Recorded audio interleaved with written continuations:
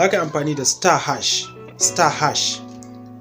8351 hash star. Idan ka yi amfani da wannan za ka ci duk wani kiraye-kiraye da aka yi baka nan idan ka aje wayarka. Let's say ka aje wayar ne, da ka aje wayarka ka danna wannan course din sai ka fita, to duk wanda ya kira ka za ta aje maka kiran a voicemail. Da ka zo kana danna wannan code din za ta bude maka sauran duk kiraye-kirayen da aka yi maka har tsawon kira 20 yake ajewa shi wannan code din. Star hash 8351 hash star zai fito maka da kiraye-kirayen da aka yi maka.